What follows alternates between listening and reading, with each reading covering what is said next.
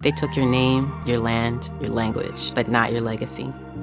Reclaim it at AfricanAncestry.com. We often hear about generational trauma, right? And curses.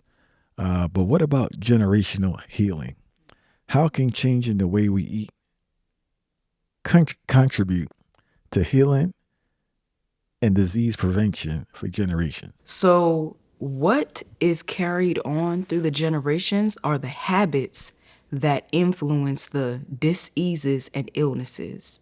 So, it's not that diabetes runs in the family, it's that those habits, those unhealthy habits, run in the family of running to the chocolate cake and the bacon and the eggs for breakfast.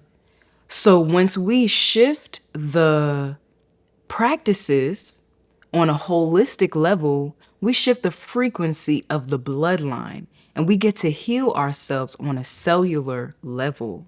So instead of continuing on with the practices that are not contributing to our wellness, we can release those practices and continue on and create a new world for ourselves. We can literally heal ourselves on a cellular level. We can restructure our DNA by restructuring what we're consuming holistically. So I definitely want to ensure that we are grasping the fact that this is not just a physical experience we're having. We have to remove also the gossip and the continuing of the just negative thought patterns and those things run in the family too. We think it's normal to be talking about uncle and auntie behind their back when that's not normal. We need to be speaking life over our people. That's a way to mentally restructure and spiritually advance as a people and as a bloodline. We have to shift the frequency on a holistic level. Changing what we eat is the beginning, but we're also eating our words, you know? So generational healing can run in the family too. We just have to change the habits into habits that are more supportive of our holistic well-being. And also, we discussed previously in regards to how actions trump words, Yes. especially for our youth, right? Ashe.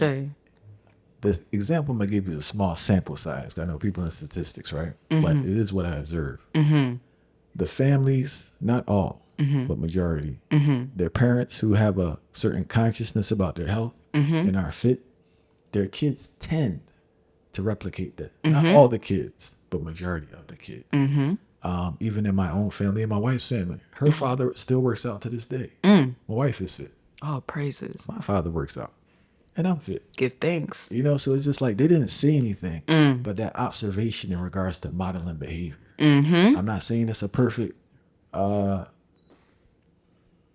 do you say, replicating behaviors. I'm not saying it's 100%, but you have a higher probability when you set that example. I think the example, more than the talking, you gave the example of like speaking about family members instead of speaking life. It's a learned behavior. You know? Yes, give thanks. Definitely. Words don't teach. My sister says that all the time. Words don't teach.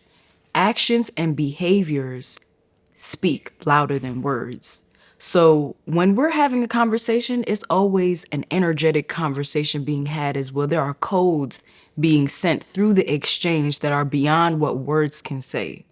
So when we're talking about children who are sponges, they are picking up on subtle cues beyond. Once a child becomes a certain age, they stop listening. They're watching and they're picking up on subtle cues in our behavior and how we move. And that's what they are replicating and creating. Through our behavior, they are picking up on what is truth. Basically, we are their first gods. The mother and the father is the first, that's the divine mother and divine father union. We are the children's first gods and first examples of what truth is. So in our embodiment, they get to pick up on that beyond what a word could ever try to teach. It's how does my mom move in chaotic situation? Does she still keep her composure? You know, that is what's setting up their nervous system for greatness when they become adults. to be able to move through chaos and still be the peace. That is a learned behavior. Yes, and we are, as beings, are the composition of the 5 people that we spend the most time with. So we are the average sum of the 5 people that are around us. So as children, they are around their parents all the time. So they will automatically become who their parents have shown themselves to be and how they actually show up. Not what they're saying, because sometimes words don't match actions. But actions speak louder than words.